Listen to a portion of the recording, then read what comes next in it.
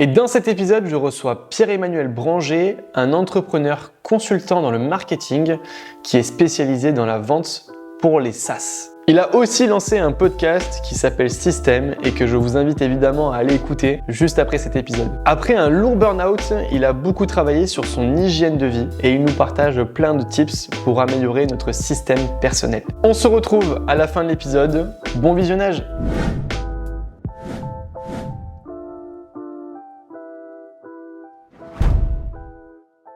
Et on se retrouve avec Pierre-Emmanuel. Merci beaucoup d'avoir accepté mon invitation.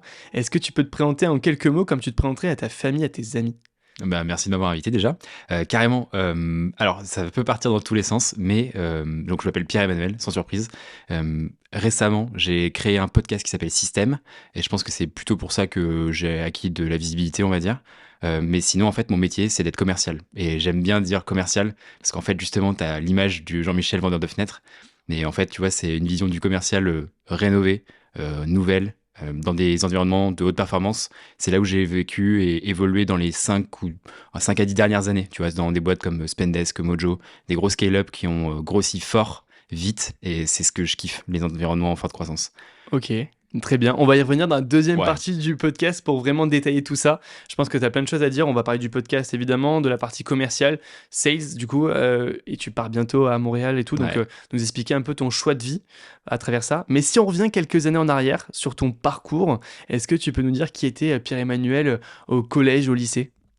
Alors, Pierre au collège, c'était pas glorieux. C'était. Alors, ce qui est assez drôle, ta question, parce que dernièrement, je me suis dit, j'ai toujours eu l'impression de pas être aimé, tu vois, d'être un peu à part, tu vois, avec pas beaucoup de potes et tout. Et en fait, dernièrement, je me suis dit, j'étais quand même élu délégué toutes les années, tu vois. Donc, ça veut quand même dire, tu vois, il y avait un truc. Mais non, pour synthétiser le truc un peu, j'ai toujours été bon élève. Pas excellent, mais toujours bon élève. Tu vois, mention bien, à peu près partout, tout le temps, 16 de moyenne, quoi, au collège. Et surtout, en fait, j'ai toujours fait beaucoup de sport. Et je pense que c'est ça qui m'a permis d'acquérir mes galons, tu vois, de virilité, on va dire, tu vois, en tout cas de m'affirmer en tant qu'homme et en tant que garçon, faire ma différence aussi par rapport aux autres. Et après, au lycée, c'est en fait, j'ai un peu continué, tu vois, j'ai un peu continué la même track. Je sais pas jusqu'où tu veux que j'aille. Mais vas-y. Je te coupe si jamais ça va trop loin. Vas-y. N'hésite surtout pas. Ensuite, je suis allé en classe préparatoire parce que je voulais être prof d'anglais. Donc, classe préparatoire littéraire. Pourquoi prof d'anglais ? Tu avais vraiment une attirance particulière pour la matière, pour la langue ? Non, pas la langue particulièrement, mais en fait, j'ai toujours eu envie de transmettre et c'est en fait des choses que tu vas retrouver tout au long de mon cursus. J'ai toujours donné des cours, tu vois, de maths alors que je détestais les maths. Tu vois, des cours. J'ai toujours kiffé transmettre les trucs aux gens. Et mes parents sont profs, ce qui peut expliquer aussi, tu vois. Et donc, prof d'anglais, je me retrouve en prépa. La première année, je me fais démonter, 6 de moyenne, je suis pas dans les plus intelligents. Et en fait, deuxième année, je prends la spécialité anglais et je me tape 1 de moyenne toute l'année. Donc ça a été le moment où je me suis dit, bon, c'est peut-être pas le meilleur truc de partir en classe, en prof d'anglais. Et donc, j'ai passé les concours pour aller à Saint-Cyr. Je suis allé faire 1 mois, enfin plus exactement 3 semaines à Saint-Cyr parce que j'ai été pris sur les concours. Jusqu'au moment où je me suis dit, au bout de 3 semaines, en fait, c'est pas du tout pour moi, faire des pompes tout nus dans la forêt, ça va pas me plaire du tout, quoi. Donc j'ai vécu ça, je suis quelqu'un qui résonne beaucoup avec le côté liberté, tu vois, et j'ai beaucoup de mal, je respecte énormément le côté cérémoniel, les valeurs, etc. Mais j'ai beaucoup de mal à me dire que je suis même pas un individu dans un groupe, je suis un groupe. J'avais besoin de ma liberté, donc je suis parti très rapidement, sans avoir vraiment exploré le truc. Je suis revenu en classe prépa pour une 3e année, cette fois en spé français et non plus anglais. Donc t'as jamais eu tes années à chaque fois, t'as redoublé ? Non, en fait, en prépa, du coup, t'as tes années, tu vois. Et effectivement, là, tu reviens en 3e année de prépa, mais c'est tellement dur que sur la fac, ça te compte comme une 3e année, donc comme une licence. Donc une L3 ? Une L3, sauf qu'en prépa, ça compte comme une L2. Tu refais une 2e année. L'objectif étant qu'à la fin de l'année, tu as des concours qui sont ultra durs. Et dans l'idée, tu redoubles, donc tu as plus de chances d'avoir ces concours-là qui sont hyper durs sur Normal Sup. Le fait est que du coup, à la fin de l'année, tu as différentes passerelles, et notamment les écoles de commerce, que je me suis dit où j'allais aller. J'ai eu les concours que je voulais, sauf que je me suis dit, en fait, j'ai envie d'aller à la fac.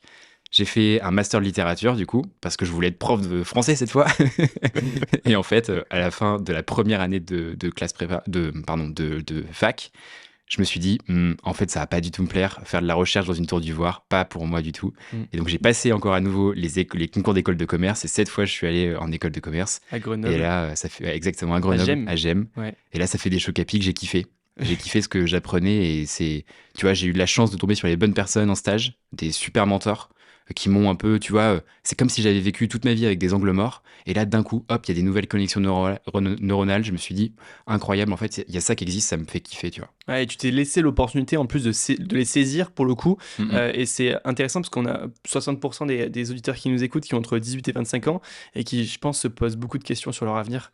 On s'en pose énormément quand on est dans cette période-là de savoir qu'est-ce qu'on va faire finalement. Et toi, bah, tu as essayé, tu as changé, tu as vu ce qui te plaisait pas. Et quand tu as surtout saisi l'opportunité à chaque fois que ça te plaisait pas de changer et de trouver quelque chose peut-être de mieux qui te correspondait en tout cas.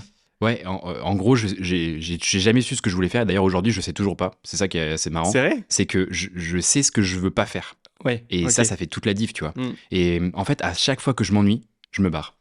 Grosso modo, tu vois. Et c'est tout le temps pareil, tout le temps, dans n'importe quel cursus. C'est un différent problème, hein, parce que du coup, ça me permet pas d'avoir une track longue dans une même boîte, par exemple, parce que je kiffe, tu vois, je fais 6 mois où je kiffe, c'est hyper obsessionnel, j'apprends plein de trucs, et puis après, au bout de 6 mois, je m'ennuie, donc je m'en vais, en gros. Et donc ça a plein d'avantages, mais aussi pas mal d'inconvénients, et je pense que je me construis comme ça aussi, quoi. Ouais, t'es pas quelqu'un de stable pour une boîte qui veut t'embaucher en mode en CDI, c'est pas quelqu'un sur lequel il faut forcément trop miser sur l'avenir, etc., parce que tu peux vite t'ennuyer et vite après, sauf si tu prends des responsabilités ou tu changes peut-être de poste. Ouais, je dirais que tu peux miser sur moi, mais par contre, il va falloir me stimuler. Ok. Il va falloir me challenger, il va falloir me rentrer dans le lard. Ouais. Et si je retrouve pas ça, et si je suis pas inspiré par le projet, Ok. ça va être compliqué, ouais. Après GEM, du coup, tu fais quoi ? Après GEM, alors pendant GEM, déjà, j'ai mon premier stage en startup, qui était une startup en forte croissance, qui s'appelait Monkey Tie, qui n'existe plus depuis. Et en fait, c'est là où je rencontre mon premier mentor, Jérémy Lamry, qui intervient sur toute la partie RH, qui a une énorme vision sur le travail de demain.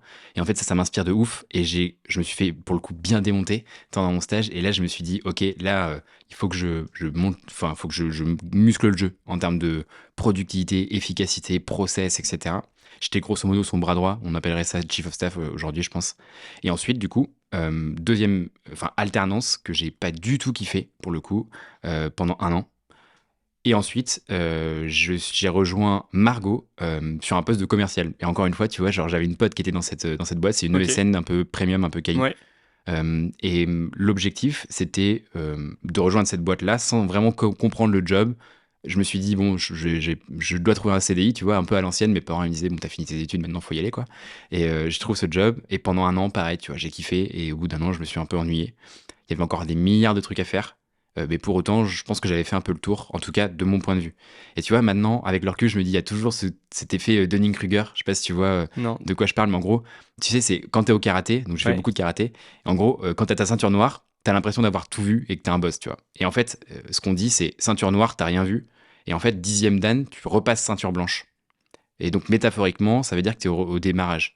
Ça veut dire qu'au 10e dan, en fait, t'as vu 1/1000 du truc, tu vois. T'as toujours à apprendre plus, etc. On a du mal à savoir ce qu'on a au-dessus de nous, entre guillemets, ou ce qu'on peut apprendre encore de plus, mais une fois qu'on y accède, on voit qu'il y a encore plus de trucs et que c'est jamais fini, jamais terminé. Exactement. En fait, plus tu creuses et plus tu te rends compte qu'il y a des champs des possibles de malades à explorer. Et donc, je trouve que la métaphore, elle est vachement belle, tu vois, de passer de ceinture noire à ceinture blanche. C'est exactement pareil pour le job. Je pense que, tu vois, il y a plein notamment de commerciaux que j'ai recrutés, qui me disaient au bout de 6 mois, moi, j'ai l'impression d'avoir fait le tour. Et en fait, toi, en tant que personne un peu plus mature, tu vois, manager, tu te rends compte qu'ils sont à 10%, 5% de leur potentiel, qu'il y a encore des milliards de trucs, mais il y a un arbre de décision, tu vois, genre, est-ce que je reste dans cette boîte, est-ce que je vais ailleurs ? Bon, bah, chacun est libre de faire son choix. Mais tu vois, avec le recul, je me dis, probablement, j'avais encore des milliards de trucs à explorer, mais j'ai choisi de partir dans une autre boîte qui s'appelle Spendesk et j'y suis resté 3 ans, du coup. Ok, et donc Spendesk, c'était quoi tes missions ? Au démarrage, j'étais chasseur, donc en gros, c'est ceux qui ouvrent des conversations pour prendre des rendez-vous, qui qualifient, qui disent ok, là il y a une opportunité business, et ensuite ils font la passe aux commerciaux plus seniors. Ok. Et ces commerciaux seniors closent le contrat. Ok, donc c'était un peu la partie commerce, c'était divisé en deux, sur la partie recherche et après closing. Ouais, c'est ça. Ok, exactement. donc tu étais dans cette première partie-là, ouais. de chercher des clients. Comment tu faisais pour trouver des clients, etc. C'était quoi tes techniques ? Ouais, bah en fait, du coup, ce que j'ai pas dit, c'est que chez Margot, tu sais, c'est des méthodes un peu à l'ancienne. Oui. Où en fait, j'ai tabassé peut-être 1000 calls par semaine, tu vois. 1000 tentatives d'appel, donc c'était énorme. T'étais dans ta petite salle. C'était du call ? Ouais, c'est ça. C'était sur dans une salle de 3 mètres carrés, t'avais un Excel, prénom, numéro de téléphone, et tu tabasses. Et en fait, t'as deux manières de voir le truc. Soit c'est dur, soit tu te dis, bon, bah, je décroche le cerveau. Dans tous les cas, si j'en dis pas trop, ils sauront pas qui je suis. Et quand ils vont avoir raccroché, bah, ils sauront plus qui je suis. Donc, j'ai rien à perdre. Juste à essayer de le voir comme un jeu et de choper des meetings, quoi. Et jusqu'au jour, d'ailleurs, je te raconte une petite anecdote. Un jour, j'ai appelé des personnes à la SNCF et je savais pas qui c'était, tu vois, j'avais pas le job sur le Excel. J'appelle et la personne en face me dit, mais vous savez qui je suis? Et en fait, j'avais appelé genre le numéro 3 de la SNCF, tu vois.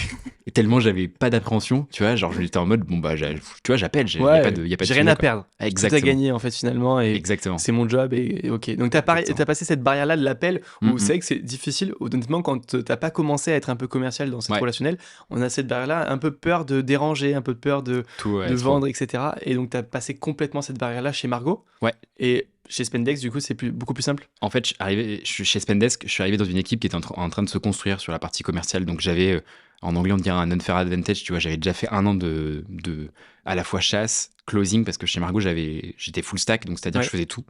Et donc là, j'avais vraiment une longueur d'avance. Et donc, forcément, bon, déjà, je suis passé rapidement manager. Mais surtout, en fait, j'ai pété les scores quand je suis arrivé.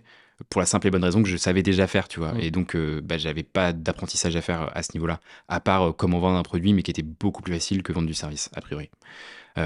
Du coup, j'ai gagné vachement de temps et en fait, j'ai prouvé que le cold calling, ça fonctionne. Parce qu'à l'époque, quand je suis arrivé, c'était en mode, bah, tu peux récupérer des infos, mais tu pourras pas faire de business avec ça. Tu pourras pas vendre, etc. Ce qui marche, c'est le mail. Ok. Moi, ma vision, c'est de dire, il faut tout faire, en fait. Il faut tout faire. Et même, j'ai envie de dire, ça va être un peu clivant, tu vois, mais j'ai aucun problème à être ultra agressif avec une personne, de l'appeler 10 fois dans la journée s'il faut, si je sais que ce que je lui vends, ça a une valeur ajoutée. Pour elle, ouais. Et ça, c'est ok, tu vois. Déjà, si toi t'en es convaincu, ouais. C'est déjà la première étape pour vendre, c'est d'être convaincu de son produit. C'est difficile de vendre un produit dont t'es pas convaincu de l'utilité que ça a pour cette personne-là. Ouais. Donc si déjà t'es convaincu toi-même ou que tu arrives à t'auto-convaincre, c'est déjà mieux et c'est déjà plus facile à faire passer. Ah, par contre, je dirais pas que c'est mieux, c'est impératif, tu vois. Genre, moi, tu vas pas me faire vendre un produit auquel je crois pas. Okay. C'est impossible. Ouais. Pour moi, et ça, le truc, c'est que tu vas pas créer un besoin, en fait. Tu vas juste résoudre des problèmes. Tu vendais quoi là, lors de cette aventure-là ? Chez Spendesk, du coup. Ouais. Chez Spendesk, en fait, la solution, elle existe toujours, elle est super. Et d'ailleurs, j'ai travaillé encore pour la petite anecdote. C'est une solution qui va permettre de digitaliser toutes les dépenses en entreprise. Il faut imaginer une tour de contrôle qui va te mettre à disposition à la fois des moyens de paiement et des manières de processer les paiements en entreprise. Ok, et c'est qui tes clients, du coup ?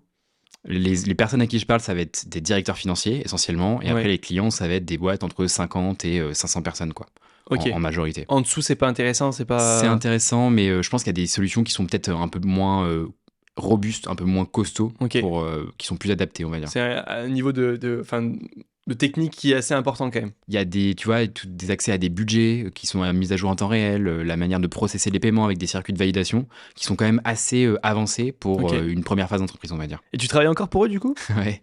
En fait, au bout de 3 ans chez Spendesk, on pourra en reparler, mais sur le perso, ça allait moins bien intellectuellement.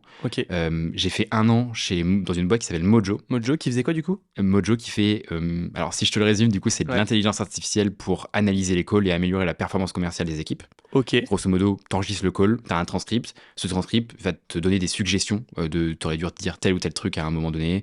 Ça va te permettre aussi d'avoir une meilleure data dans ton CRM. Enfin, tu vois, il y a plein d'axes de travail qui vont améliorer la performance du revenu et la performance commerciale des entreprises. Là-dessus, j'ai fait 1 an dans un poste de dirigeant sur la partie chasse.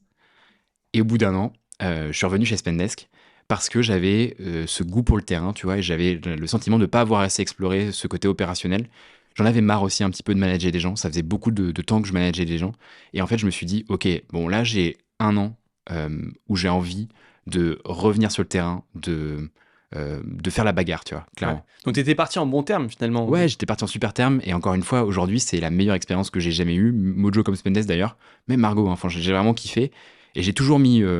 tu vois, j'ai toujours essayé, dans le plus possible des cas, de partir en bon terme parce que tu sais jamais de quoi la vie est faite.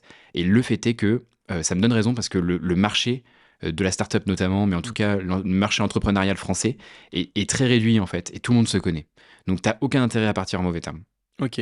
Et donc, tu travailles toujours pour eux en freelance? Comment ça se passe Non, maintenant? je suis en CDI, ouais. Ah, t'es encore en CDI Ouais, je suis avec revenu eux? en CDI chez eux, ouais. Ok. Ça s'appelle un employé boomerang. Je connaissais pas avant de faire ça. Ouais. Mais tu vois, au bout d'un an chez Mojo, je me suis dit, bon, j'ai envie de retourner sur le terrain. Où est-ce que je peux être le plus facilement opérationnel, le plus Ouais. rapidement possible?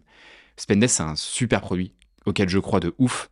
Et donc, je me suis dit, bon, bah, et je sais qu'il y avait une équipe commerciale de malades. Il y avait, mais il y a une équipe commerciale de malades avec une méthodologie de vente, une école de vente qui est incroyable. Je sais que le management de cette équipe-là était incroyable. C'est Clémentine, du coup, qui a géré, qui a fait des merveilles côté allemand et qui est revenue en France. Donc là, je me suis dit, OK, toutes les étoiles sont alignées. Il faut absolument que je vienne chez Spendesk. Donc j'ai repassé le processus entier. J'ai Ok. refait un cas d'usage, etc. Enfin bref, toutes les steps d'entretien normal. Et puis en fait, on est reparti, quoi. Ok. Et donc là, t'arrêtes cette aventure-là. Par contre, prochainement, Ouais, vu que tu pars à Montréal pour exactement. enfin, entre guillemets, même si c'est pas quelque chose Ouais, de péjoratif et pour toi, tu le vis super bien finalement, le ouais. fait d'être salarié, Mhm. mais pour enfin être indépendant. Ouais, alors faut savoir que du coup, en parallèle de mon activité salariée, j'ai toujours fait plein de trucs. C'est-à-dire qu'en arrivant chez Spendesk, j'ai acheté pas une colocation, enfin des appartements du coup, Ouais. sur lesquels j'ai fait des travaux, je les ai mis en colocation, en investissement locatif. Mais j'ai aussi fait toujours beaucoup de consulting en parallèle, tu vois. Tu vois, j'ai fait des interventions dans des écoles sur le cold calling, sur la vente, etc. Et en fait, petit à petit, tu vois, bah, tu tires la ficelle et t'interviens un jour par semaine dans une boîte. Donc tu poses un journée de congé. Et enfin, bref, tu vois. En fait, pendant Spendesk, là, dans ma dernière année, entre midi et deux, tous les midis, j'avais des calls avec des boîtes qui voulaient digitaliser leurs processus commerciaux, améliorer leur performance du revenu, etc. Enfin, tu vois, j'ai toujours fait des trucs à côté, quoi. Donc, en fait, tu as monté un side business en Ouais, parallèle de ça. Et ça fait combien de temps que ce side business, il existe un petit peu? Et ouais. combien tu peux générer d'argent grâce à ça? Alors forcément, il y a des moments où j'en fais moins et des moments où j'en fais plus, parce qu'il y Ouais, a des bien moments où sûr. tu vois où je suis en onboarding par exemple dans une boîte, donc bah, ça me demande beaucoup d'énergie. Donc là, je réduis un peu. Mais genre généralement, je fais, tu vois, sur la dernière année, si je prends un peu la moyenne, je travaille, je pense 3-4 fois par semaine entre midi et deux. Donc en Ouais. gros, je fais 1 heure entre midi et deux, 1 ou 2 heures. Et je pense que je génère peut-être entre 1000 et 2000 euros par mois en Ok. plus, Ça marche. Et c'est quelque chose comme vraiment ça. la partie consulting Ouais. ou il y a une partie travail production? Non, là, du coup, sur ce format-là, c'est que Ouais. du consulting. Ouais. C'est en gros format 1 heure. Tu viens avec toutes tes questions. Et j'appelle ça le Better Call PE. Donc en gros, tu me poses toutes les questions que tu veux. Ok. Et encore une fois, on fait la bagarre, tu vois. Et par contre, s'il faut venir voir tes scripts de call, tes scripts de mail, ouais, là, on les voit ensemble et on est vraiment hyper concret, hyper pragmatique. Moi, tout ce que je veux, c'est pas être considéré comme un consultant, tu vois. Je veux pas être un yaka faucon. Je veux être les mains dans le cambouis avec les gars, tu vois, sur le terrain, quoi. Ok. De voir ce qui marche pas, ce qui peut être amélioré, etc. Ouais, Ton exactement. expertise première, c'est vraiment ça. C'est vraiment le fait de vendre, de savoir vendre. Je pense que je suis pas le meilleur vendeur. Ok. Je pense que là où je suis bon, c'est d'analyser tout ton funnel de vente de point A, je commence à démarcher une boîte, à point B égale j'ai closé, tu vois. Donc en B2B, Ouais, en B2B. on est d'accord. Mais ça peut être aussi du B2C en vrai, j'en ai fait aussi. Ok. Et en fait, de comprendre par toutes les steps par lesquelles tu passes, par toutes les étapes par lesquelles tu passes, de où est-ce qu'il y a des points de friction et comment est-ce qu'on peut les améliorer. Tu vois, par exemple, le point A, c'est je commence à contacter une boîte. Le point B, c'est je dis, OK, il y a une opportunité business là. Mais en fait, il y a plein d'outils que tu peux utiliser. C'est Comment tu les clair. priorises? Comment tu les agences? Est-ce que tu as donné, par exemple, des benchmarks de X% d'ouverture sur un mail? C'est une bonne métrique, tu vois. Après, tout ça, en fait, tout ce savoir-là, toute cette compréhension, c'est là où j'interviens le plus, ouais. Ok. Et c'est ce que tu vas développer du coup maintenant en étant à Montréal en freelance ou t'as d'autres projets, d'autres trucs qui vont venir? Ouais, alors j'adore faire du consulting dans cette perspective-là. Je fais beaucoup de VP Sales part-time, du coup, où tu vois, j'interviens une journée Ouais. par semaine, par exemple, dans une boîte. Ça c'est clair, c'est trop cool, notamment dans des boîtes assez petites où tu vois, tu as un impact fort dès le début. Et ça, c'est vraiment très cool. Mettre en place la structuration, recruter les équipes, tout ça, en fait, je trouve ça trop passionnant. Je pense que ce qui me prend le plus de temps aujourd'hui, c'est vraiment le développement de mon média qui s'appelle Système, du coup, et on Ouais. va en reparler, je pense. Juste après. Ouais, t'inquiète, t'inquiète. Parfait. Donc en gros, pour répondre à ta question, j'ai ces deux chevaux de bataille. Un, développement du média qui va me permettre de faire de l'acquisition Ouais. notamment. Et deux, développer cette partie consulting que moi je kiffe vraiment parce que je trouve ça hyper stimulant intellectuellement, quoi. Donc c'est ce que tu vas développer principalement en termes de business, c'est vraiment cette partie-là consulting en étant indépendant. Ok. Exactement. Bon, bah écoute, on y vient.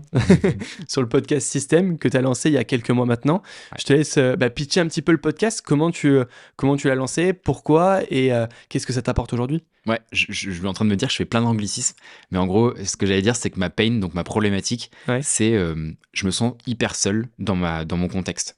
Pourquoi ? Parce que j'ai pas de potes, tu vois, je dirais pas qu'ils sont pas déter, mais ils ont pas les mêmes objectifs et les mêmes ambitions, tu vois. Genre, je suis un peu chelou, tu vois, dans mon groupe de potes, tu vois, tout le temps bosser, faire des trucs à côté. Et parce que moi, en fait, mon divertissement, c'est plus tant de geeker, ce que je faisais énormément par le passé, que je fais toujours un peu pour être tout à fait honnête, c'est d'apprendre des nouveaux trucs. Tu vois, là, je suis en train de lancer une newsletter, je kiffe, tu vois, genre 22h, je suis en train de regarder des vidéos dessus en mode comment t'optimises, bah là, j'adore. Donc ça, c'est mon divertissement. Sauf que j'ai personne qui m'entoure, qui est capable de me pousser, de me challenger et qui me demande de rendre des comptes, tu vois. D'être, en anglais, ça serait accountable. Donc, ce que je me suis dit, c'est comment est-ce que je peux faire pour trouver des gens stimulants intellectuellement qui vont me donner le feu sacré à chaque fois que je vais leur parler. En fait, je vais lancer un podcast et ça fait longtemps que je voulais le lancer, mais là, du coup, c'était le bon moment, je pense, sur le mois d'août où j'ai vraiment beaucoup bossé pour comprendre un peu ce que j'avais envie de dire, ce que j'avais envie de faire. Avant, je voulais faire un truc très sales, commercial, mais en fait, aujourd'hui, système, je veux que ça soit un truc vachement plus englobant. Et donc, pour répondre à ta question, l'objectif, c'est de m'entourer de personnes qui sont ultra stimulantes, des grands penseurs, des gens qui sont des hauts performants. Donc, l'objectif, c'est de décortiquer les systèmes des top performers. Ok, pour comprendre comment, du coup, ils ont leurs résultats. Ouais. Et ok, ça marche. Ce qui me passionne, c'est deux choses, c'est le déclic et la réussite. Pourquoi une personne a plus de réussite qu'une autre, tu vois. Ok. Et j'arrive pas à croire que c'est juste parce qu'il a une bonne famille et une bonne éducation, une bonne génétique. Ouais. Je suis persuadé qu'il y a des micro-changements, des micro-choses qui notamment sont du coup un système, qui font toute une différence. Très bien. On va y venir juste après. J'ai des questions par rapport à ça. C'est quoi, du coup, qu'est-ce que ça t'a apporté de lancer ce podcast-là aujourd'hui? Est-ce que ça t'apporte du business, ça t'apporte du relationnel? Qu'est-ce que ça t'apporte? Ouais. Alors là, ça fait 4 mois, du coup, donc c'est quand même très tôt pour faire des conclusions. Je me suis vraiment dit, au bout de 6 mois, je fais un point d'étape. Ce que je peux te dire, c'est que ça déclenche énormément de conversations. Et franchement, c'est un accélérateur de ouf. J'ai fait plus de réseaux en 4 mois que j'en ai fait pendant les 4 ou 5 dernières années. Donc ça, c'est un no-brainer, il n'y a aucun sujet là-dessus. Aussi, je me rends compte que je deviens beaucoup plus référent sur certains sujets, bizarrement, tu vois, ou genre, je pensais pas, tu vois, mais tu vois, genre, j'ai sorti un épisode sur le sommeil, par exemple, bah, on me l'a ressorti dans d'autres contextes, tu vois, donc je trouve ça intéressant. Mais ça, c'est pas le sujet qui m'intéresse le plus. Ce qui m'intéresse le plus, moi, c'est que tous les jours, j'ai des messages de personnes qui me disent que je leur ai changé la vie, que ça... Alors, faut prendre avec des pincettes parce que c'est vraiment dans toute l'extrémité des réseaux sociaux. Mais tu vois, je sens que j'ai vraiment un impact sur les gens. Et tu vois, autant vendre un Spendesk, ça me fait kiffer parce que j'apprends des trucs. Autant, je trouve que ça met pas vraiment de sens dans ma vie et pourquoi je me lève le matin, tu vois. Et donc, je retombe sur mes pieds sur le sujet du démarrage, sur le fait de transmettre. Ouais. Moi, ce que je kiffe, avant tout, c'est d'avoir un impact dans la vie des gens. J'ai passé mon diplôme de coach sportif. Je suis aussi coach de CrossFit. Enfin, tu vois, j'ai toujours eu cette envie de changer. Partager, de transmettre. Exactement, tu vois, de transmettre, mais surtout d'améliorer la vie des gens, d'avoir un impact fort au jour le jour dans le quotidien des gens. Et le podcast, c'est la meilleure manière de l'avoir finalement au plus grand nombre, enfin en tout cas c'est la manière que tu as choisie. Ouais. Et je voulais en venir un petit peu sur l'influence des réseaux sociaux. On a parlé juste avant le podcast, mais tu t'es lancé aussi en parallèle de ce podcast-là sur les réseaux pour promouvoir son podcast, pour promouvoir aussi ton image. Comment tu travailles ces réseaux sociaux ? C'est alors pour la petite histoire, moi je suis pas du tout consommateur de réseaux sociaux à la base. Ok. Donc ça, tu vois, c'est un peu ce côté épée de Damoclès. Enfin pas Damoclès, mais à double tranchant. Tu vois, comme je dis tout le temps, YouTube, ça peut être la pire plateforme qui va te disperser de ouf, ou alors ça peut être la meilleure plateforme d'éducation. Donc en gros, ça dépend de ton utilisation. Ouais, c'est ça. C'est comme tu vois, t'as une arme, ça dépend que de toi de comment tu l'utilises, tu vois. Soit tu peux faire le bien, enfin pas forcément le bien d'ailleurs, mais surtout le mal, quoi. Ouais. Bref. Ce que je veux dire par là, c'est est-ce qu'avec une arme tu peux pas faire du bien ? Ah, c'est une bonne question, mais là j'aurais pas les bonnes idées. Ouais, si, pour protéger. Protéger. En termes de sécurité, de dire que du coup, s'il y a des personnes qui sont armées, tu peux moins foutre le bordel. J'en sais rien. C'est vrai, par l'intimidation, il y a moyen. C'est pas le sujet du podcast, mais c'est pas mal, un bon sujet à avoir. Ouais, c'est clair. Peut-être à sortir avec des plus experts que moi sur le sujet. Que moi aussi d'ailleurs, parce que je suis pas du tout expert de ça. C'était quoi la question? Sur les réseaux sociaux. Ouais, en fait, les réseaux sociaux, ce que je me suis rendu compte, et tu l'as sûrement vu, c'est qu'un podcast, c'est 20% de création et 80% de diffusion. Ça, c'est la punchline de Caroline Mignot, Ok. que j'embrasse d'ailleurs, Ouais. et en fait, qui m'a un peu mentoré sur le démarrage de ce podcast. Moi, j'ai toujours eu envie de lancer un podcast qui était diffusé le plus possible, en tout cas qui était écouté le plus possible. Tu vois, je veux pas lancer un podcast qui est écouté par 30 personnes toutes les semaines, même si c'est ultra niché. C'est pas ça mon objectif. Mon objectif, encore une fois, c'est d'avoir le plus d'impact possible, que ça soit un amplificateur. Et donc, en fait, ce que je me suis dit, c'est que si c'est 80% de diffusion, va falloir que je bombarde, tu vois, sur les réseaux sociaux. Et donc là, j'ai mis en place un plan de bataille de ouf sur la partie réseaux sociaux. Donc, je suis passé de 4000 abonnés à 14 000 actuellement, en genre 4 mois. Donc, j'ai vraiment, c'est vraiment énorme, ouais, bossé bien sûr. sur ça, quoi. Ça Ok. prend beaucoup de temps, ça prend beaucoup d'énergie, Ouais. beaucoup trop d'énergie, je pense. Ça défocus beaucoup. Mais pour autant, le ROI, il est assez ouf, quoi. Il est intéressant. C'est quoi du coup ta stratégie sur les réseaux sociaux? Qu'est-ce que tu as mis en Ouais. place? Je suis encore en balbutiement et en train de tester pas mal Bien de sûr. trucs. La stratégie que j'ai fait, c'est que du coup, je suis passé par l'agence personnelle. Je leur fais un peu de pub du coup. Ouais. Au lancement du podcast où j'ai fait 10 vidéos qui étaient vraiment qualitatives, tu vois, où je Avec le savais. fond bleu là derrière? Ouais, exactement. Ouais, je les vois, ok, Tu ces vois, c'est vidéos. celles qui sont Elles sont trop bien. épinglées, elles sont cool, Ouais. elles sont un peu clivantes. Ouais. Je me suis fait un peu péter la gueule, tu vois, sur pas mal de vidéos. De toute façon, il n'y a pas le choix. Hein. Mais en fait, ouais, c'est ça exactement. J'ai Faut vu être, un direct lien entre les vidéos qui buzzent et le nombre d'écoutes sur mon podcast. Donc pour moi, c'est OK. Ok. Et donc ma stratégie, c'est d'avoir de temps en temps des vidéos très qualitatives et des extraits de podcasts qui nourrissent un peu comme toi, tu vois, les réseaux sociaux en vidéo verticale. Et donc vidéo verticale qui me servent à faire de l'acquisition de non-followers, story qui me permet de donner un peu le back-office, tu vois, de ma vie de tous les jours, de fédérer la communauté, et posts en dur pour encore une fois alimenter la communauté qui est déjà là. Que sur Instagram ou sur d'autres réseaux? Je publie surtout YouTube, TikTok, c'est vraiment plus anecdotique pour le coup. Et TikTok, je consomme absolument pas, donc c'est compliqué pour moi de comprendre les codes. Et aussi, un gros réseau où je suis présent, c'est LinkedIn. LinkedIn. Ouais, Ok. j'ai une grosse LinkedIn marche communauté bien aussi. aussi pour toi? Ouais, aujourd'hui, je dois avoir 16 000 abonnés, un peu plus même, Ouais. donc c'est la plus grosse communauté que j'ai en fait, ouais. Ok, ça marche.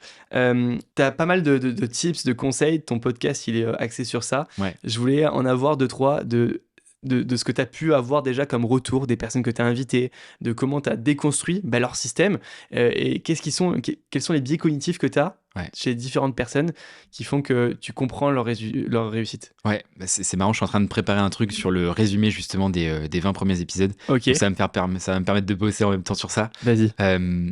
Donc si j'ai bien compris ta question, c'est en gros qu'est-ce qui ressort des échanges que j'ai pu avoir et qu'est-ce que je retrouve en pattern un peu commun, quoi. C'était mieux dit que moi, c'est exactement ça. Non, pas du tout, pas du tout. En fait, ce que je remarque, c'est qu'il y a toujours un peu le même process. Je teste des trucs, je regarde les résultats, j'analyse, et si ça marche pas, je dégage et je change. Okay. Si ça marche, je conserve. Il y a tout, que ça soit en sport, en business, en immobilier ou n'importe quoi, c'est toujours ces 4 axes-là. Et ce que je vois aussi, c'est qu'il y a des traits, et c'est ce que je m'amuse à faire à la fin des épisodes, des traits qui sont ultra communs à tous. Et pourtant, il y a des profils de personnalité qui sont ultra différents, tu vois. Quand j'invite un photomondialiste, donc Tan, c'est un mec qui est pas du tout organisé, qui est un peu rêveur, tu vois. Donc c'est pas du tout un profil rouge, très alpha, tu vois, pas du tout.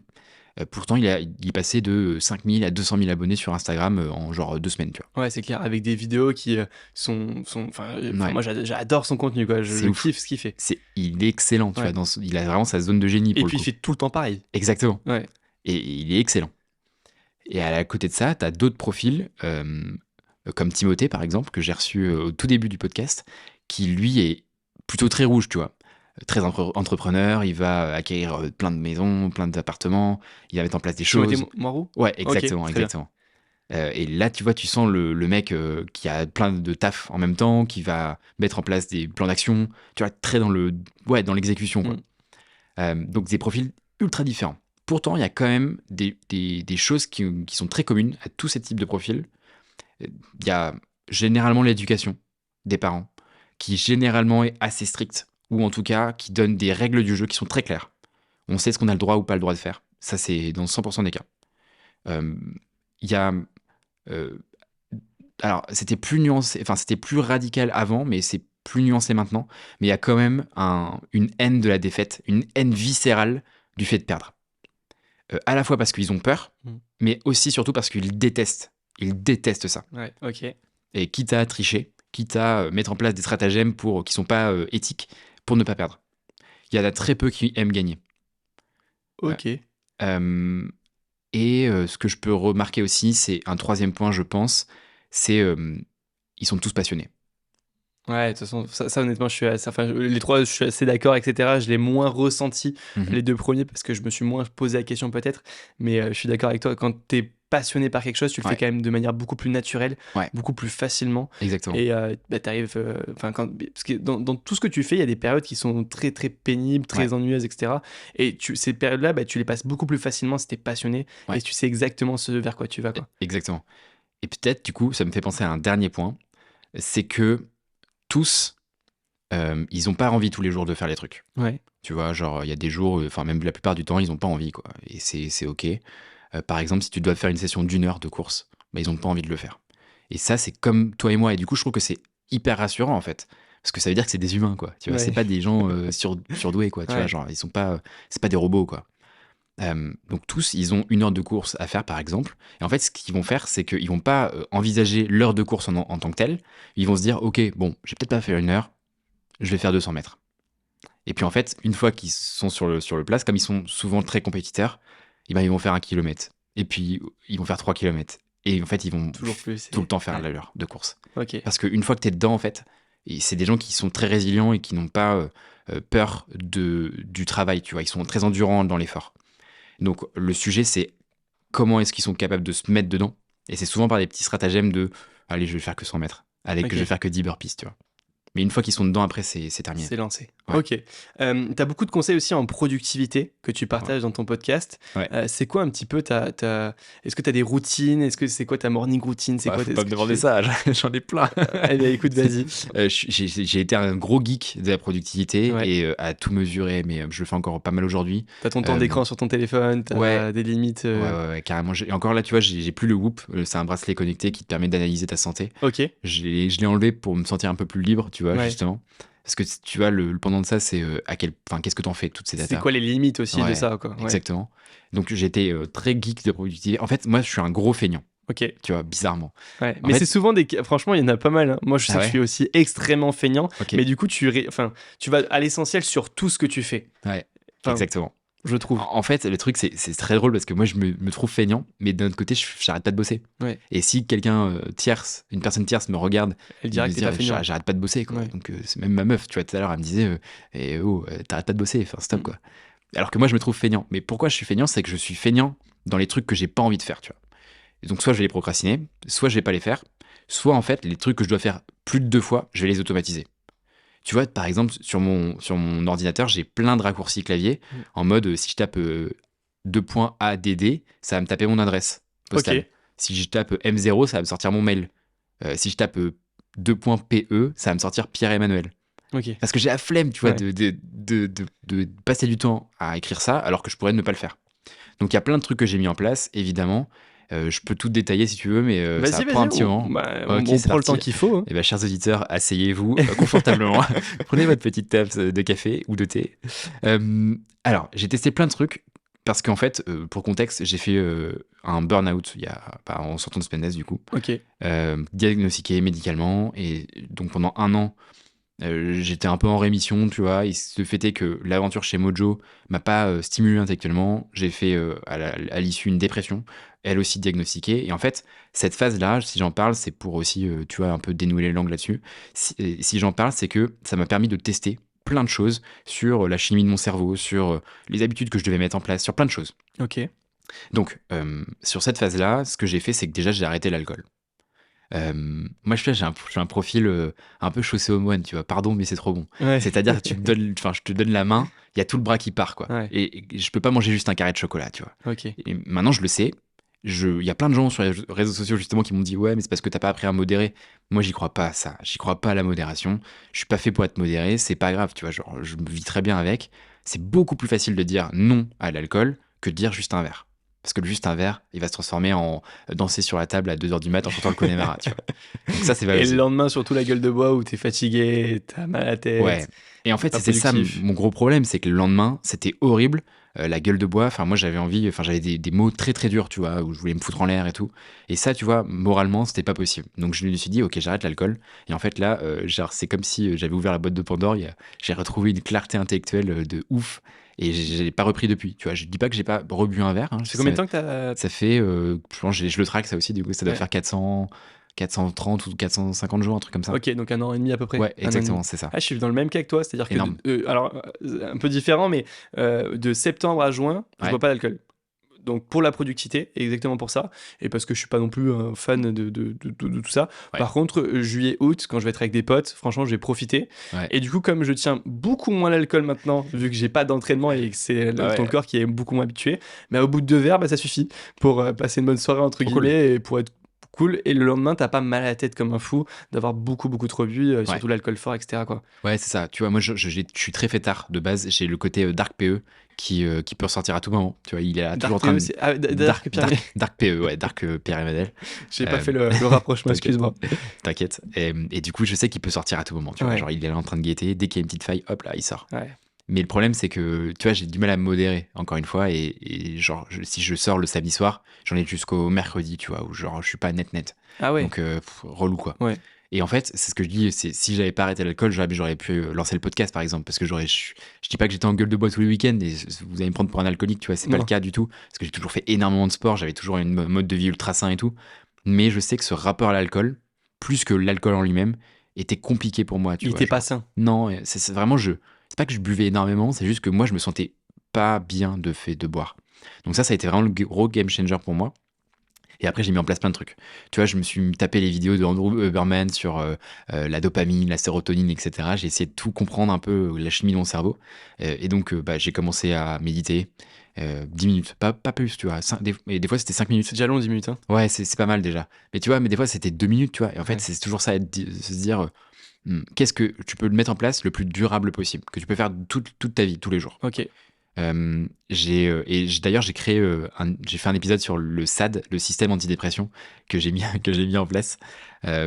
Donc j'ai mis en place la méditation, la douche froide, du coup on en parlait juste avant. Juste dans le podcast. Ouais, exactement. Et ça, tu vois, c'est pareil. Moi, la dernière fois que j'ai pris la douche froide, c'était à l'armée, quoi. Genre, c'était horrible. Je détestais ça. Je suis hyper frileux, j'ai pas du tout envie de me foutre dans le froid. Et en fait, le fait est qu'il n'y a pas un seul moment où les 2 heures après, d'une douche froide, je me suis pas senti bien, ou en tout cas, pas neutre, tu vois.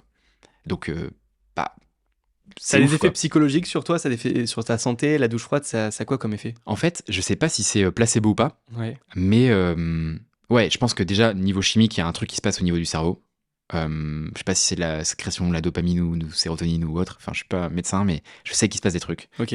Mais en fait, moi, ce que je vais surtout chercher, c'est la petite victoire tous les matins. Tu vois, genre, je sors de cette douche froide, j'ai pas envie, parce que même au bout d'1 an et demi, tu vois, j'ai pas envie de me mettre sous le froid. Hein. Ouais. Je déteste ça, enfin, c'est horrible. Pourtant, je le fais.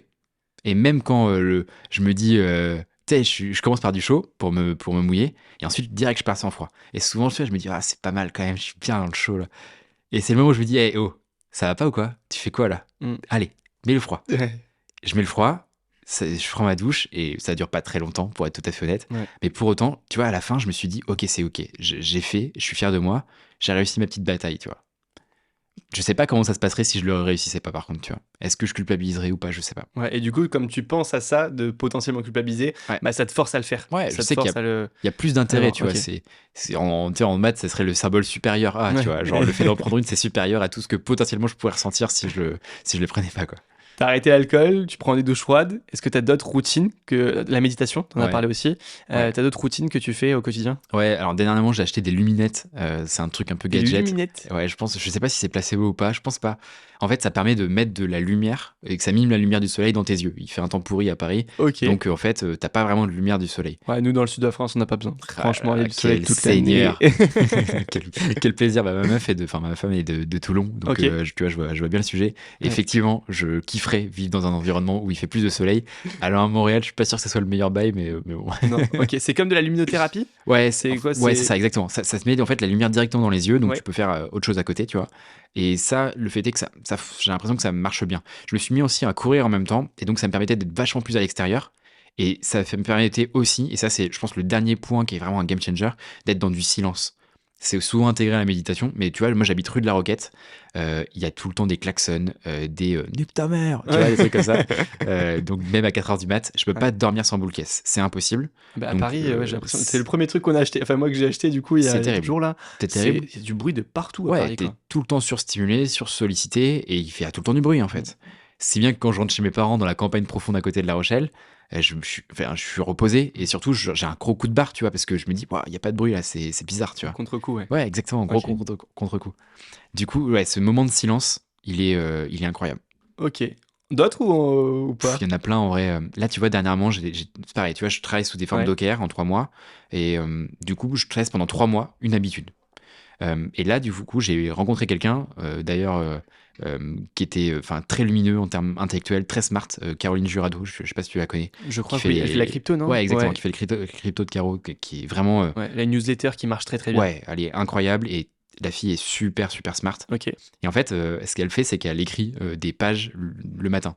Elle écrit 3 pages sur un carnet, et du coup, j'ai eu trop envie de tester, tu vois. Je me suis dit, waouh, intéressant, let's go, quoi. Et donc, j'ai commencé, et ça, tu vois, ça fait une trentaine de jours, et ça, je pense que c'est un vrai game changer, tu vois. Ok. Vraiment. D'écrire tous les matins, de prendre le temps d'écrire sur un carnet Ouais. un peu tes pensées. Depuis que j'ai été diagnostiqué en burn-out, et même un petit peu avant, j'ai consulté une psy, tu Ouais. vois, quasiment toutes les semaines. Ça fait donc 3 ans quasiment. Tu continues? Ouais, je continue. J'ai fait une grande pause, et j'ai repris. Ok. Parce que tu voyais que t'en avais besoin? Ouais, j'avais besoin d'avoir un espace, une sorte de safe place, tu vois, où genre je peux parler de tout et de rien sans jugement, qui soit autre que mes potes et qui soit autre que ma meuf Ouais. et mes parents. Ouais. Donc, je me suis dit, bah, allons-y, quoi. J'avais pas forcément, tu vois, je sais que j'ai passé, j'ai beaucoup de mangas, donc tu vois, je sais que j'ai passé l'arc suivant, tu vois, où je suis pas du tout dans le même mood, c'est-à-dire au niveau moral, tu vois, je suis vraiment, je me sens très équilibré et plutôt dans une très bonne dynamique. Donc c'est pas du tout les mêmes sujets que j'abordais avant, que j'aborde aujourd'hui, mais ça me fait du bien, tu vois, donc je continue en fait. Ok, ça marche. Et du coup, j'écris parce que ça mime un peu ce même exercice, et que je pense que demain à Montréal, je pourrais plus la consulter. Donc je me suis dit, quel stratagème, quel système je peux mettre en place pour remplacer ça. Ok, et t'en fais quoi de ces écritures? Rien. Des fois, je les relis un peu, et alors, il y a deux choses, ouais. Des fois, je les relis, ça me fait du bien, parce Ouais. que ça me donne vachement de, comment dire, je me sens doux par Ouais. rapport à la personne que j'étais il y a même 30 jours, tu vois, où je marque des trucs qui semblent un peu innocents. Ouais. Et parce que tu regardes les éléments a posteriori, et tu te dis, ok, en fait, il s'est passé ça, waouh, si j'avais su. Mais t'écris quoi d'ailleurs en fait? Excuse-moi. C'est ça qui est intéressant. Ouais. C'est ça le point le plus intéressant dont on va parler. C'est que t'écris, en fait, c'est ce qu'on appelle l'écriture intuitive. Et en fait, t'écris ce qui te vient. Donc, ça peut être tout et n'importe quoi. Moi, je pense que je peux me retrouver dans le livre à rien écrire. Bah oui, la plupart des C'est gens, hyper c'est ça. ou des trucs vraiment purement business ou purement ah bah attends, Ouais. je dois faire ça Complètement. Exactement, c'est ça le Et point. tu commences par ça? En fait, c'est ça, c'est un exutoire. T'écris tout ce qui te passe par la tête. Ok. Et ça peut être, ça me gratte la jambe, tu vois. Ah Et ouais. il y a deux trucs qui se passent, du coup, c'est soit généralement, t'as rien qui te vient au début. Moi, j'ai plein de trucs qui me viennent, donc c'est jamais été un problème, mais je comprends que ça Ouais. puisse arriver. Mais le deuxième truc qui peut arriver, c'est que tu te juges. T'es en mode, bah, pourquoi tu marques ça, c'est n'importe quoi, ça sert à rien et tout. Ça arrive, tu vois. Et pour autant, tu vas écrire, par exemple, sur une semaine, tu vas avoir 3 phrases qui vont faire toute la différence. Ok. Et tu vas te dire, putain, j'avais pas vu ça de cette manière-là. Intéressant. Tu vas faire du lien avec, je sais pas ce qui s'est passé, une conversation que t'as eue avec ton grand-père il y a 10 ans, tu vois. Et là, tu te dis, putain, mais c'est incroyable, en fait. Et pour la création de contenu, ça t'aide? Ça m'aide beaucoup, ouais. Ok. Ça m'aide beaucoup parce que, du coup, ce que je disais, il y a deux choses. C'est soit je les relis, soit en fait, au fur et à mesure que j'écris, je me rends compte que jour après jour, il y a des choses qui reviennent. Et souvent, ça me permet d'écrire une sorte de to-do list, tu vois, ok, là, il faut que je parle de ça. Exemple, pour que ce soit très concret pour les auditeurs, j'ai une altercation. Alors, j'ai pas une altercation, j'ai un pote qui m'a dit des trucs qui m'ont beaucoup blessé. Et en fait, sur le moment, je l'ai tanké, tu vois, je l'ai encaissé. Et si j'avais pas écrit ce truc dans le carnet, en mode ça m'a blessé, blablabla, je pense que j'en aurais rien fait et je l'aurais gardé pour moi. Et en fait, le fait de l'avoir écrit dans le carnet, je me suis dit, bah, c'est con quand même, tu vois, je vais lui en parler. Et en fait, je lui ai fait un petit message, gentil message, lui expliquant ce que je ressentais, en lui disant, bah, évidemment, c'était probablement maladroit, donc il n'y a pas de problème avec lui, tu vois. Et bah, il m'a dit merci, et ça a fait que renforcer notre relation. Ouais, ça a été positif finalement, Ouais. et la confrontation, ou Exactement. peut amener quelque chose de positif entre vous, quoi. Ouais, il y a un truc un peu socratique d'accouchement, tu Ouais. vois, où quand tu verbalises pas clairement les choses, Ouais. elles sont pas réelles, tu vois, et ça donne une réalité aux choses. Et Ok. des fois, il y a des trucs qui font mal, hein. Ah ouais? Ouais, il y a De des ce que trucs. t'écris? Ouais, il y a des trucs où tu sais, tu fais un peu l'autruche, tu vois, dans ta vie et tu les mets sous papier, sur papier, et tu te dis, ok, peut-être que je passe à l'action sur ça, quoi. Et que je regarde. Ok, écoute, hyper intéressant. Donc, on a parlé un peu de ton hygiène de vie, Ouais. de ces moments de morning routine. Tu as quelle manière de travailler aussi? Est-ce que tu as des moments de deep work? Tu as des techniques vraiment pour Ouais. te concentrer, pour être efficace dans ton travail? Ouais, je peux te dire le politiquement correct et la réalité. C'est-à-dire que Vas-y. pour moi, et c'est ça qui est marrant, hein, c'est que le système, c'est fait pour pas être respecté. Tu vois, mon emploi du temps, j'essaie d'avoir des blocs, mais en fait, je les respecte jamais.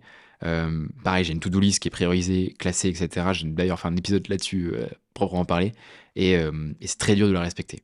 Mais pour autant, ce que je me dis, c'est que si je le respecte déjà à 60% ou 80%, c'est mieux que si j'en avais pas, quoi. Exactement. Donc, j'y vois quand même, encore une fois, le cycle supérieur en maths, c'est quand même plus intéressant. Pour autant, je pense que c'est un exercice qui est nécessaire, tu vois, d'avoir ta to-do list, tes time blockers, etc. Parce que sinon, en fait, tu sais pas où tu vas, quoi.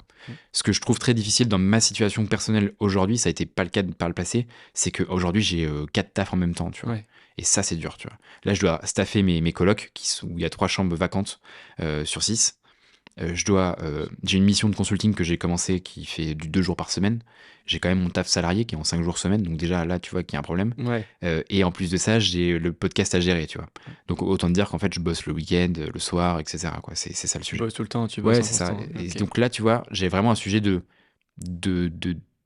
comment je me disperse, en fait. Et comme je suis quand même commercial, il y a des meetings qui viennent dans mon agenda que je contrôle pas l'heure à laquelle c'est calé. Et donc, tu prends de l'inbound, tu vois, beaucoup de trucs qui te viennent à toi sans avoir la maîtrise dessus. Et Ok. ça, c'est problématique. Très bien. Mais C'est c'est pas hyper intéressant durable. ce que tu dis parce que tu vois, je conscientisais pas le fait de. Moi, j'ai ma to-do list. Si elle est pas finie à la fin de la journée, c'est pas un échec, mais ouais, si, c'est un échec. Je le dis comme je le pense, Ouais. mais c'est un échec. Et honnêtement, je me dis putain, t'es mal organisé, t'as mal fait ça, t'avais prévu un bloc pour voilà, lundi, on devait faire après-midi, on devait faire quelque chose, un bloc hyper important, on devait avancer sur un sujet de fond. Ça fait un moment que je le repousse et tout. Mm. Et en fait, bah, il y a eu une grosse merde qu'on a dû gérer à ce moment-là. Ouais. Et on a pris ça. J'ai travaillé sur d'autres choses en même temps. Et puis j'étais pas focus à ce moment-là du coup pour travailler sur un sujet aussi important de fond, et j'ai culpabilisé à mort. Mais en fait, finalement, dans ce que tu dis, et je le conscientise beaucoup, de se dire que bah, si je fais 60-70% de cette to-do list, c'est ok, parce que j'aurais pu ne pas faire de to-do list et Ouais. du coup ne même pas la respecter, ne même pas être organisé. C'est déjà un premier pas finalement vers la réussite, vers tout ce qu'on peut Absolument. avoir, quoi. Il faut ne pas. T'arrives à ne pas culpabiliser de ça? Je dirais que c'est un travail en continu, Ouais, mais pour autant, je pense que j'arrive à être vachement plus doux avec moi que je l'étais auparavant. ok. Ouais. En fait, on n'est pas des super-héros, tu vois. Enfin, Ouais. à un moment Ah, j'arrive donné, pas du tout, moi, ça. on est pas. Bah, ça, tu vois, c'est un travail de C'est un 2 ans travail de à faire, psychologie. ouais. Ouais. Enfin, j'ai vu ma psy pendant 2 ans pour ça, tu vois. On n'est Ouais, pas Superman, on n'est pas des robots. c'est clair. Il y a des moments où en fait tu peux. Enfin, tu sais, c'est par flux en fait. Je trouve mon niveau d'énergie, mon niveau de focus, c'est vraiment une courbe un peu enfin, qui oscille, tu vois, comment on dit, une sinusoïdale, voilà, c'est ça Ouais, le mot. ok. Il y a des moments où je suis une machine de guerre, je suis un bulldozer, je peux faire tout ce que je veux de 8h à 22h. Et il y a des moments, bah, comme aujourd'hui en fait, où je suis un peu vaseux, pas ouf, tu Ouais. vois. Et en fait, c'est ok parce que je sais que demain ça ira mieux ou après-demain ça ira mieux, tu vois. Et ça, faut en être vraiment convaincu. Ok, faut en être conscient et ok, travailler dessus. Je vais Faut- travailler dessus sur ça, moi. Ouais, C'est un sujet travaille là-dessus, ouais. de fond C'est où sûr. Je pense qu'il faut j'ai envie de définir bosser. ton mini. C'est Jean-Charles Curdali qui dit ça, c'est Ouais. définir ta minimum viable day, tu vois. Ok. Genre, c'est quoi le minimum que tu dois avoir dans une journée, tu vois. Qu'est-ce qui fait qu'une journée est bien si déjà tu fais ça? Ouais. Et si tu fais ça, c'est déjà ok entre guillemets Ouais. pour le reste. Tout Ça le marche. reste, c'est du bonus. T'as parlé un peu d'immobilier. Moi, Ouais. je fais de l'immobilier aussi et ça m'intéresse du coup de savoir qu'est-ce que tu as mis en place, qu'est-ce que tu as fait en immobilier. Tu parlais de colocation. Aïe, aïe, aïe. Ouais, on peut en parler de l'immobilier. Alors, c'était un des projets que j'avais pour l'année 2019. Ouais. Donc, j'ai commencé en Quand les taux 2019. étaient intéressants, quoi. Exactement. Non, mais c'était le bon moment. Et d'un autre côté, c'était aussi un moment particulier puisque en 2020, je sais pas si tu te rappelles, mais on a été confinés. Un petit peu, ouais. Donc, tu vois, c'était le moment où j'achetais un appartement et où, genre, c'était à chelou parce que plus personne ne voulait acheter à ce moment-là. Tout le monde on était confinés, donc on sortait pas, quoi. Donc, je galérais pas mal pour les visites et tout. Mais tu vois, j'avais ce projet-là de je veux investir, donc, enfin, je veux générer des revenus passifs, donc j'avance là-dessus, quoi. Et donc, en fait, j'ai été accompagné de A à Z par une boîte, je pense, qui n'existe plus aujourd'hui, qui s'appelle Investimo Performance. C'était des Ça potes me dit rien. qui en fait qui me prenait la main par la main, tu vois. C'est du clé en main ou ils te prennent non, par la main? Oui, ils me prennent par la main. C'est l'accompagnement. Je voulais comprendre la méthode, c'est ça qui était important pour moi, mais surtout je voulais pas partir tout seul dans le vide, tu vois. Est-ce qu'ils te trouvaient le projet? Non, c'était moi qui ai tout fait de A à Z. Il y avait la formation, mais c'est eux, étape après étape. On avait des rendez-vous une fois par semaine et on faisait des points d'avancement, tu vois. Et ça, je trouve ça vraiment différenciant en termes de proposition de valeur. C'est exactement ce que je fais moi. Ah ok. Tu vois, j'accompagne les gens à investir dans l'immobilier, dans la partie locatif, donc surtout sur leur premier projet parce que c'est là où il ne faut pas faire d'erreur, faut pas se tromper. Et j'oriente vraiment mon offre sur les entrepreneurs parce que c'est ma communauté que j'ai le plus. Donc voilà, c'est exactement ce que je fais. C'est que je trouve pas pour les gens, je leur apprends.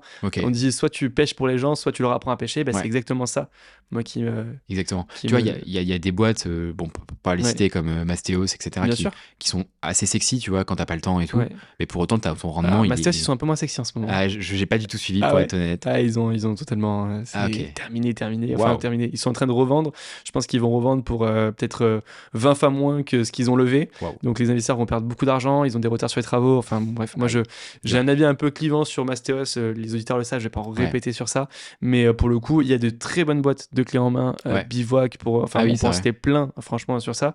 Mais Mastéos, c'était un géant, un génie du marketing. Mais sur l'exécution immobilière, il y a eu Capsule qu'on a reçu dans le podcast qui est passé du coup quand celui-là va sortir, il est passé il y a 2-3 semaines sur le podcast et qui est un mec génial, Lucas Ullmann. Mais pour le coup Mastéos il y a des belles promesses mais surtout moi tu vois, j'ai fait des rendez-vous de commerciaux avec des Mastéos, peut-être même Bivouac aussi. Et en fait je me suis dit mais le rendement il est nul par rapport à l'emmerdement, tu vois. Moi je préfère mettre un peu les mains dans le cambouis et puis avoir un rendement de 15, 16, 17% net, quoi, tu vois. Si t'es pas trop mauvais commercial, ça se passe plutôt bien, quoi. Et donc en fait, je voulais comprendre comment ça se passait, mais tu vois, pendant mes visites, j'étais avec mon téléphone sur WhatsApp en train de dire, et tu vois, Benjamin qui m'a accompagné, il me disait, regarde, montre-moi le plafond là, tu vois, et j'étais comme ça, tu vois, c'était incroyable. C'était incroyable, c'était un trop bon souvenir. Et donc le projet que j'ai fait, je sais pas si tu veux que je rentre dans le détail. Vas-y, si. En gros, moi mon objectif c'est de trouver des appartements entre 60 minimum et 100 mètres carrés. Le plus pourri possible, que je mets des travaux, que je divise en colocation. Je les ai gérés pendant, donc je sais ce que j'ai fait, enfin je dis les parce qu'en fait j'en ai fait un, et juste après, à 300 mètres, il y a eu un autre appart qui s'est mis en location. En vente en vente, pardon, et du coup je l'ai acheté aussi, tu vois. Et sachant que le process était bien rodé, j'avais une très bon relationnel avec mon conseiller financier. Donc il m'a dit vas-y go, tu peux faire les deux. Let's go. Et en plus j'avais déjà négocié le truc, j'avais déjà apporté le dossier, tu vois. Je pense que la qualité de, c'est pas, j'étais pas en mode j'aimerais bien faire un investissement locatif, etc. Non, j'avais déjà tout mon dossier avec la rentabilité qui était bien posée auprès de mon conseiller financier. Tu vois, il a vu que j'étais solide, tu vois, genre, et ça fait toute la différence, je pense. Donc j'ai fait mes 2 apparts coup sur coup. Et après j'ai temporisé parce que j'ai tenté d'en faire d'autres, mais j'ai temporisé parce que je me suis dit on sait jamais, tu vois, genre, est-ce qu'on va réussir à le staffer, etc. J'ai géré pendant 3 ans moi-même. Ça s'est super passé, pas un seul jour de vacances locatives, donc j'étais hyper fier. Et là, c'est le drame. L'année dernière, je me suis dit, comme j'allais partir à Montréal, je voulais passer par une agence. Sauf que les agences de base sont très mauvaises sur les colocations. Sur les colocs, c'est hyper galère. Si t'en connais, je suis ultra preneur. Sur quel secteur ? Je suis à La Rochelle. La Rochelle, ok. Si, je connais un. Je connais un gestionnaire qui peut s'en occuper. Alright. Alors, tu vas me donner le contact directement parce que c'est un gros problème. Pareil, je sais pas si je peux être clivant, mais en vrai, j'ai signé avec une boîte qui s'appelle Okoro. Ça s'est extrêmement mal passé. Désolé pour la mauvaise pub, mais malheureusement, vous regardez les avis. Il y a beaucoup, franchement, dans l'immobilier, il y a beaucoup de mauvais. Donc, tu regardes les avis sur le site. Dans tous les cas, tu sais que c'est. Enfin voilà quoi, c'est pas au rendez-vous en termes de promesses commerciales. Enfin là, commercialement c'était très bien, mais c'était après sur le suivi et staffing que ça allait pas du tout. Et là dernièrement je suis passé, enfin j'aime beaucoup les tech, la startup, et donc j'ai changé d'agence. Je suis passé chez Matera. Je suis encore en phase de test. Ma chambre n'est pour l'instant pas staffée. Il en manque 3 sur 6, donc énorme vacances locatives. Donc t'as un appartement où t'as 6 chambres ? J'ai 2 appartements à 3 chambres. Ah pardon, 2 appartements à 3 chambres, j'en ai 2 T4. Dispo, c'est ça. J'en ai 2 dispo dans un et une dispo dans l'autre. Ok. Sachant que tout est refait à neuf, c'est clé en main. Honnêtement, sexy, sur La Rochelle, après tu loues combien ? Je loue 500 € sur 2 chambres et 550 sur l'autre. Ok, ça marche avec des bonnes prestations, Ouais, climatisation, franchement, il y a quoi, il y a... il n'y a pas la clim parce qu'il n'y a pas besoin à La Rochelle, mais Non, c'est en vrai, vrai, nous on est dans le sud de la France, à chaque fois c'est la question, c'est clim ou pas clim? non, franchement, c'est des très beaux appartements, ils Ouais. sont tout meublés, tout nickel. S'ils sont Franchement, proches, franchement, des facultés et tout, à ce ouais, prix-là, ça devrait vraiment partir parce qu'il y a une tension locative ouais, de aujourd'hui ouf. en France qui est énorme et qui n'a jamais été Ouais. vue comme Bah, ça. c'est justement ça que je Ouais. comprends pas, tu vois. Genre, Mais je crois, je sais plus combien de milliers, de centaines de milliers ou de dizaines de milliers de besoins de logement sur La Rochelle, et il y a une offre qui ne rencontre pas la demande. Donc, après, la colocation, c'est très très particulier. Moi, j'en ai 3 personnellement sur Ok. Montpellier. Ok, Je sais comment ça fonctionne, etc. Et c'est ma mère qui s'occupe de la gestion locative. d'accord. Elle est payée pour ça, etc. Ok, Et c'est vrai que la colocation, c'est très particulier. Il faut vraiment bien l'aborder. ok. Un conseil qu'on peut donner aux auditeurs et que je te donne aussi, c'est la carte des colocs. Je sais pas si tu connais ce site-là. Non, C'est le meilleur site pour trouver des colocataires. ok. Je ne passe que par ça. Ah, waouh. La carte des colocs, c'est en gros des gens qui vont que sur ça. Et c'est très très bien commercialisé à l'étranger. Donc moi, j'ai 12 colocataires. Dans mes 3 colocations, j'ai quasiment que des étrangers. Je crois que j'ai Incroyable. un Français francophone qui est natif Ah de ouais. Montpellier, Waouh. qui vient faire ses études et qui habite trop loin. Trop Sinon, j'ai des Argentins, j'ai de tout. Et en fait, c'est génial parce que c'est des super profils. D'accord. Très respectueux. Dans la colocation, ça se passe super bien parce qu'ils viennent de toutes les cultures, donc ils sont très ouverts à la rencontre, à l'échange, aux discussions. Et tu vois, j'en ai même une dans une colocation, ça fait 6 ans qu'il est là. Le mec, il est argentin, il est venu sur Montpellier, jeune actif. Maintenant, Wow. il est étudiant, il est passé jeune actif. Ok, Il reste en colocation parce que c'est son modèle de vie, quoi.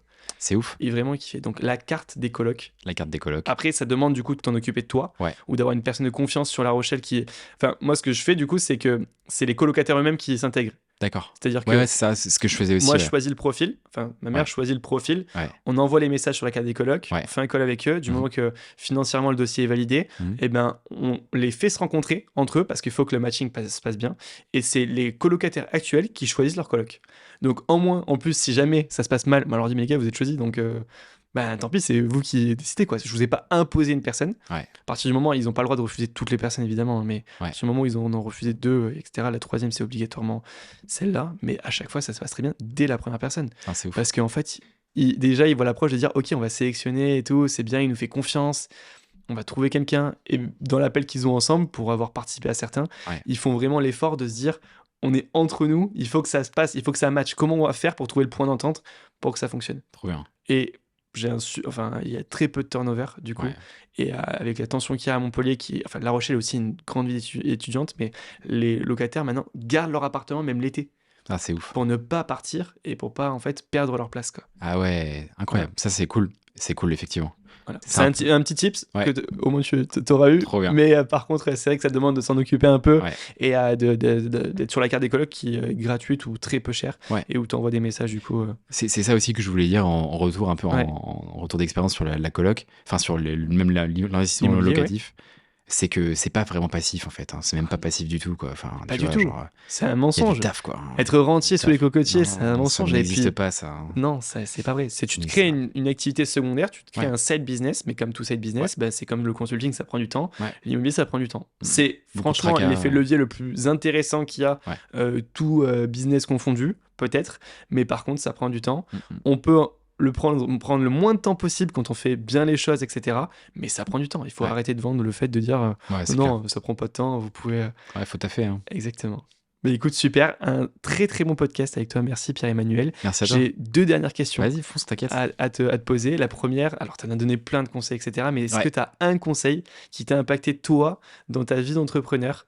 Un conseil vraiment personnel? Waouh. C'est dur, hein? Prends le temps de réfléchir, vas-y, Là, vas-y. je peux prendre un peu de temps de réfléchir. Ouais. Je vais essayer de faire des paraphrases pour me donner un peu plus de temps. Alors, dans ma vie d'entrepreneur, je sais pas, mais en tout cas, c'est ce que je pense a déclenché le fait de sortir un peu du pilote automatique dans mon job, même salarié, tu vois. En gros, c'est ce que je dis tout le temps et c'est ce que je disais à mes équipes. Le fait, par exemple, si je reprends un truc très concret d'être commercial, en commercial, tu peux faire le bourrin, tu vois. Tu te passes tes calls, tu fais ton petit 9-17 et tu rentres chez Watt et t'es bien, tu vois. Par contre, il y a très peu de commerciaux qui vont disséquer l'ensemble de leur process, l'ensemble des actions qu'ils vont faire tous les jours et essayer un peu d'A/B tester ce qu'ils vont faire. Et en fait, ce que je fais pour le commercial ou pour n'importe quelle chose, ça va être exactement la même chose, c'est mettre de l'intelligence, tu vois, d'essayer de disséquer tous tes process, de comprendre un peu ta machine, comprendre un petit peu tout. Et ça vaut pour l'immobilier, ça vaut pour lancer des boîtes, etc. À partir du moment où tu fais pas le bourrin, mais tu essaies de comprendre tous les rouages, toutes les mécaniques et de comprendre comment tu peux les optimiser, c'est là où ça va faire toute la différence en fait. Donc sortez du bourrin, essayez de mettre de l'intelligence partout et je pense que ça fera la diff. Génial, super. Merci pour ton conseil. Où est-ce qu'on peut te retrouver si on veut échanger avec toi ? Si on veut échanger avec moi, ça sera plutôt sur Instagram, je pense. Ça Ouais. peut être aussi sur LinkedIn en vrai. Ok, donc Ouais. Pierre-Emmanuel Branger. Exactement. Ça, on dit bien Branger. Hein. Ouais, exactement, c'est ça. Ok, bon bah nickel, super. Merci beaucoup. Merci Maxime, c'était cool. Ciao. J'espère que l'interview vous a plu. N'hésitez pas à vous abonner à la chaîne YouTube, à partager, à commenter. Et on se retrouve mercredi prochain à 10h pour un nouvel épisode.